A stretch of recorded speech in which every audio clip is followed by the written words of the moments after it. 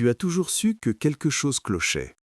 Depuis tout petit, ou depuis cette nuit précise où tu n'arrivais pas à dormir, tu as senti que la version de Dieu qu'on t'avait donnée ne collait pas avec ce que tu ressentais à l'intérieur. Peut-être que tu as essayé l'Église, peut-être que tu as lu la Bible, peut-être même que tu as prié pendant des années. Mais au fond de toi, une voix revenait toujours. Il y a autre chose, il y a plus. Et tu avais raison.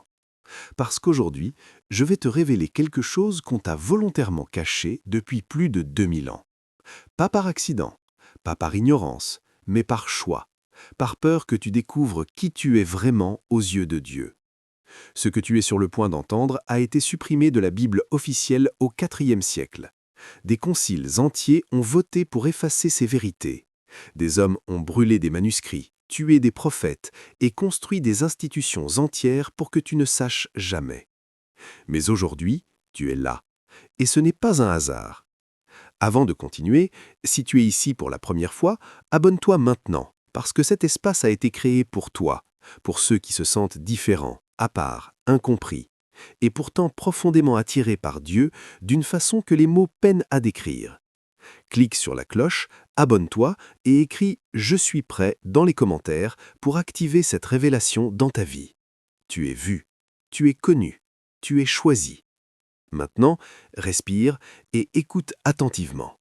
Ce que tu vas entendre dans les prochaines minutes va peut-être bousculer tout ce que tu croyais savoir. C'est normal, c'est même le signe que tu es prêt. Parce que la vérité ne cherche pas ceux qui sont confortables, elle cherche ceux qui ont faim. Et toi, tu as faim depuis longtemps. Alors commençons. Laisse-moi te poser une question directe. La version de Dieu qu'on t'a enseignée, ce Dieu lointain, sévère, comptable de tes fautes, accessible seulement à travers des intermédiaires en robe ou en costume, est-ce que tu l'as vraiment ressenti? Est-ce que cette version-là t'a jamais fait vibrer de l'intérieur? Est-ce qu'elle t'a jamais donné l'impression que tu étais vu, connu, aimé, d'une façon totale et inconditionnelle? Pour la majorité des gens dans cette vidéo, et je sais que tu fais partie de cette majorité, la réponse est non. Et sais-tu pourquoi? Parce que ce Dieu qu'on t'a enseigné n'est pas le Dieu original. C'est une construction, une version édulcorée, domestiquée, institutionnalisée. Un Dieu qu'on a fabriqué pour que tu restes dépendant d'une structure humaine, l'Église, le temple, l'institution, plutôt que d'une relation directe, vivante, brûlante avec le divin. Voilà la première vérité cachée. Dieu n'a jamais voulu d'intermédiaire entre toi et lui. Les textes qu'on t'a cachés, les évangiles apocryphes, les manuscrits de Nag Hammadi, les textes esséniens de la mer morte, disent tous la même chose. Jésus lui-même, dans l'évangile de Thomas, un texte qui a failli entrer dans la Bible officielle et qui en a été délibérément exclu, dit ces mots. « Le royaume n'est pas au ciel, ni sous la terre. Il est à l'intérieur de vous et à l'extérieur de vous. À l'intérieur de toi. Pas dans une cathédrale, pas dans un livre, pas dans un prêtre, en toi. » Et quand tu as commencé à sentir quelque chose de différent dans ta relation à Dieu, cette chaleur intérieure, cette intuition, ce sentiment d'être guidé sans que tu puisses l'expliquer à personne, ce n'était pas de la folie, ce n'était pas de la présomption, c'était ton accès direct au divin qui s'éveillait. Et des milliers d'années d'institutions religieuses ont tout fait pour que tu ne reconnaisses pas ce signal. Écris « Réveille » dans les commentaires si tu as déjà ressenti ça, ce sentiment que ta relation à Dieu est plus grande que ce qu'on t'a dit qu'elle pouvait être, parce que tu n'es pas seul, et nous ne faisons que commencer. En 1945, dans un village d'Égypte appelé Nag Hammadi, un paysan creuse le sol et tombe sur une jarre en argile. À l'intérieur, 13 codex en cuir, plus de 50 textes, certains vieux de 1700 ans. Des textes que personne n'avait vus depuis des siècles, parce qu'ils avaient été délibérément enterrés ou détruits. Ces textes allaient changer à jamais ce que les chercheurs savaient du christianisme primitif. Et le grand public, lui, n'en a presque rien su. Pourquoi? Parce que ce que ces textes révèlent est dérangeant pour les institutions religieuses encore au pouvoir aujourd'hui. Dans l'Évangile de Philippe, l'un de ses textes retrouvés, il est écrit que la relation entre Jésus et Marie-Madeleine était d'une intimité spirituelle totale, que Marie était la koinonos, la compagne, l'associée, celle qui comprenait les enseignements mieux que les apôtres eux-mêmes. Pourquoi ce texte a-t-il été exclu? Ni d'ego, ni de peur. Cette partie de toi qui reconnaît Dieu quand elle l'entend. Est-ce que tu l'as déjà vécu? Ce moment où tu entends quelque chose, un verset, une phrase, une musique, et quelque chose en toi dit « Oui, c'est ça la vérité ». Pas avec ta tête, mais avec quelque chose de plus profond. C'est la gnose, c'est ta connexion directe. Et les gnostiques disaient quelque chose d'encore plus radical. Ils disaient que le monde matériel tel que nous le voyons n'est pas l'œuvre du Dieu suprême, mais d'une entité inférieure, le démiurge. Une conscience limitée qui a créé un monde de séparation, de peur et d'illusion. Et que le rôle du Christ n'était pas de mourir pour effacer nos péchés, mais de nous réveiller à notre nature divine originelle. Il ne venait pas te sauver de toi-même, il venait te rappeler qui tu es vraiment. Cette différence change tout, parce qu'elle passe d'une spiritualité de dépendance, je suis pécheur, j'ai besoin d'être sauvé, à une spiritualité d'éveil, je suis une étincelle divine qui se souvient d'elle-même. Et c'est précisément pour ça qu'on a tout fait pour effacer cette vision du monde. Écris « Je suis une étincelle » dans les commentaires pour activer cette vérité dans ta vie aujourd'hui. Nous sommes en 325 après Jésus-Christ. L'empereur Constantin convoque à Nicée, une ville de l'actuelle Turquie, plusieurs centaines d'évêques de tout l'Empire romain. L'objectif officiel, unifier la doctrine chrétienne. L'objectif réel, décider quelle version de Dieu le peuple aurait le droit de croire. À Nicée, des votes sont organisés, des textes sont acceptés, d'autres sont rejetés. La définition de Jésus, de Dieu, du Saint-Esprit, tout ça est décidé par des hommes lors d'un vote sur fond de pression politique impériale. Ce n'est pas une théorie du complot, c'est de l'histoire documentée. Et dans les décennies qui suivent le concile de Nicée, quelque chose de systématique se met en place. Les textes qui ne correspondent pas à la version officielle sont interdits. Les communautés qui les utilisent sont persécutées. Les bibliothèques qui les conservent sont brûlées, comme la bibliothèque d'Alexandrie. Des hommes et des femmes meurent pour avoir cru en une version de Dieu différente. Les cathares, au XIIe siècle en France, furent l'un des derniers groupes à maintenir vivante une forme de spiritualité intérieure proche de la gnose. Leur massacre, la croisade des Albigeois, fit des dizaines de milliers de morts. Le pape lui-même l'avait ordonné. Pourquoi une institution religieuse tuerait-elle des milliers de personnes pour une différence de croyance? Parce que ce n'est pas une question de croyance, c'est une question de pouvoir. Un être humain qui sait que Dieu est en lui, qui n'a pas besoin de personne pour accéder au divin, est un être humain qui n'a pas besoin de l'institution, qui ne cotise pas, qui ne se soumet pas, qui ne peut pas être contrôlé par la peur du péché ou la promesse du paradis. C'est ça le vrai enjeu. Et aujourd'hui encore, même si les bûchers ont été remplacés par des silences institutionnels et des regards condescendants, la même mécanique est à l'œuvre. Ceux qui parlent de spiritualité directe, d'éveil intérieur, de connexion personnelle à Dieu sont marginalisés. Mais ils sont de plus en plus nombreux. Tape « Je résiste » dans les commentaires si tu ressens que ta quête spirituelle a été minimisée, moquée ou incomprise par ton entourage. Je vais maintenant te parler de toi. Pas de l'histoire, pas des conciles, pas des manuscrits, de toi, de ce que tu vis, de ce que tu ressens et de ce que ça signifie vraiment.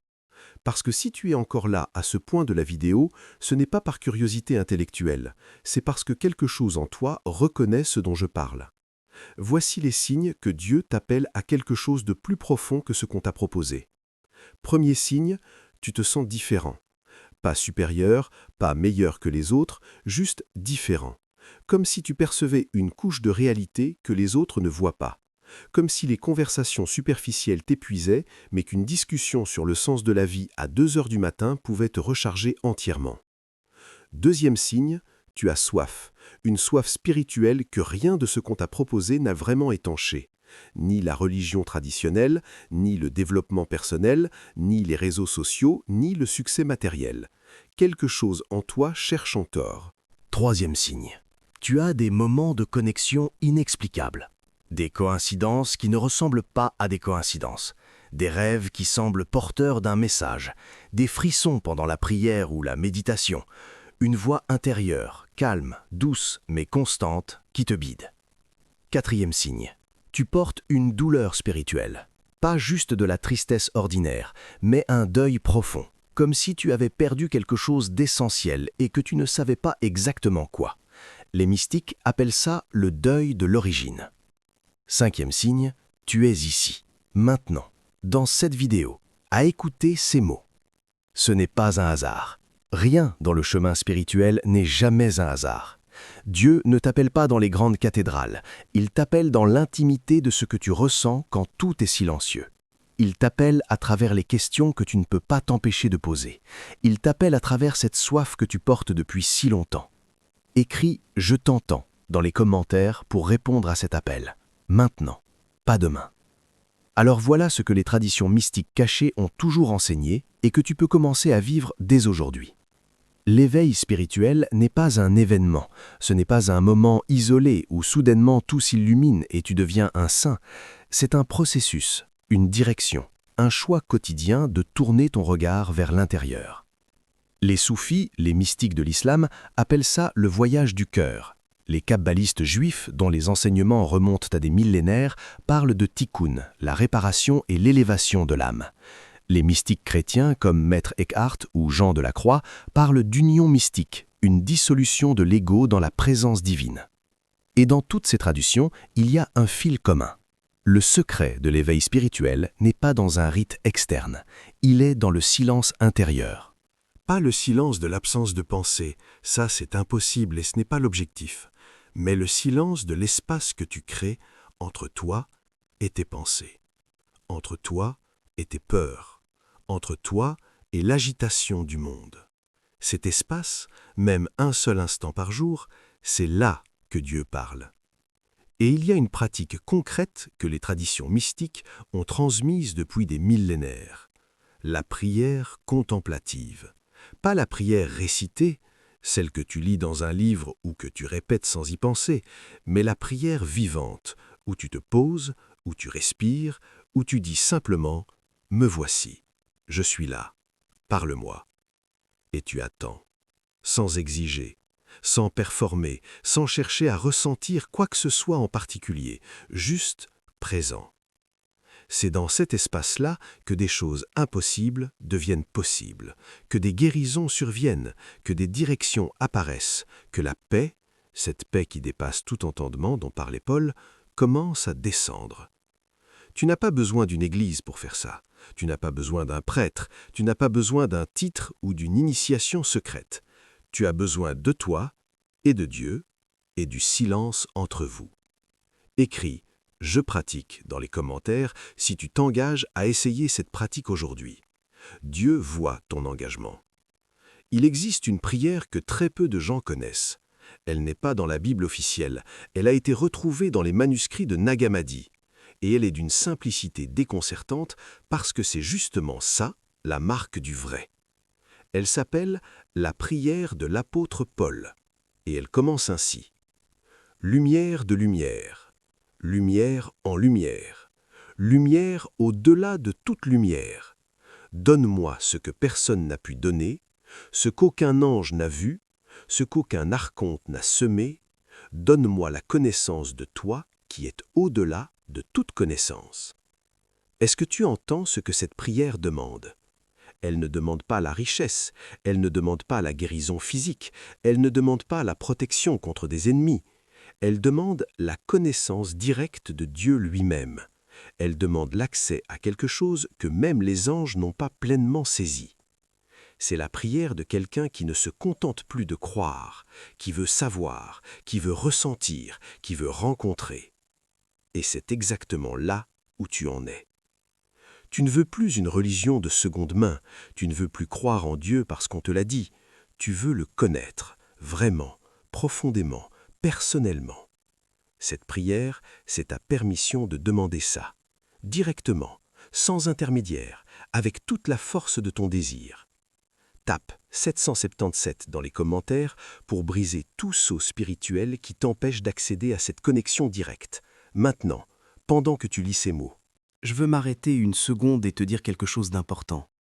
Ce chemin que tu marches, cette quête spirituelle qui te distingue, qui t'isole parfois, qui te fait poser des questions que les autres ne posent pas, ce n'est pas une malédiction, ce n'est pas de la folie, ce n'est pas de l'orgueil spirituel, c'est une vocation. Dans les textes anciens, il y a un concept que les gnostiques appelaient les pneumatiques, ceux qui sont animés par le souffle de l'esprit, des êtres qui, contrairement à la majorité, ne peuvent pas se satisfaire d'une relation superficielle avec le divin, qui sont attirés, parfois malgré eux, vers les profondeurs. C'est toi.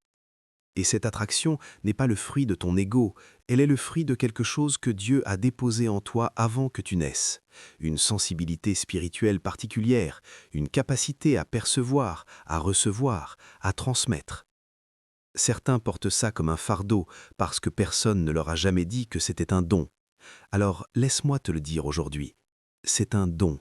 Tu es choisi pour quelque chose de plus grand que ce que tu imagines.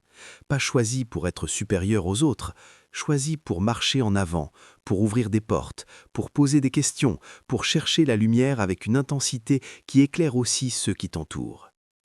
Et la bonne nouvelle, c'est que tu n'es plus seul dans cette quête. Cette communauté, chaque personne qui regarde cette vidéo, est composée de gens comme toi, différents, chercheurs, assoiffés de vrai, incapables de se satisfaire du superficiel. Écris « Je suis choisi » dans les commentaires. Dis-le, écris-le, active-le. Récapitulons ce que tu as découvert aujourd'hui. Il y a 2000 ans, une version de Dieu a été choisie, votée, imposée, et tout ce qui dérangeait cette version a été brûlé, effacé, maudit. Des textes entiers ont été enterrés, des communautés entières ont été massacrées. Tout ça pour que tu restes dépendant d'une structure humaine qui prétend être l'unique accès au divin. Mais la vérité a survécu. Elle a traversé les siècles dans des jarres d'argile, dans des monastères secrets, dans la mémoire de mystiques persécutés. Et elle dit ceci. Dieu n'est pas loin de toi. Il est en toi. Il t'a toujours été en toi. Ton désir de lui n'est pas présomption, c'est lui qui appelle. Ton sentiment d'être différent n'est pas une anomalie, c'est une vocation. Ta soif spirituelle n'est pas une faiblesse, c'est le signal le plus fiable que tu portes quelque chose de vrai. Tu es vu, tu es connu, tu es choisi. Et maintenant, tu as une responsabilité. Pas celle de tout changer dans ta vie du jour au lendemain, mais celle de ne plus faire semblant, de ne plus faire taire cette voix intérieure, de commencer un jour, un instant, une prière à la fois, à marcher vers la lumière que tu portes déjà en toi. Pour aller plus loin, voici ce que je te demande de faire maintenant. 1. Écris « lumière » dans les commentaires pour activer la protection divine sur ton chemin à partir d'aujourd'hui. 2. Partage cette vidéo avec quelqu'un que tu sens prêt à recevoir cette vérité. Quelqu'un qui cherche, quelqu'un qui souffre en silence de cette même soif spirituelle. 3. Abonne-toi si ce n'est pas encore fait, parce que ce que tu as entendu aujourd'hui n'est que le début. Dans les prochaines vidéos, je vais te révéler les pratiques concrètes des mystiques chrétiens primitifs, les prières cachées qui ont traversé les siècles, et comment tu peux construire dès aujourd'hui une relation directe, vivante, transformante avec Dieu. Tu n'as pas regardé cette vidéo par accident. Quelque chose t'a guidé ici. Honore ça. La lumière que tu cherches depuis si longtemps, elle cherche aussi à te trouver. Et elle sait déjà où tu es.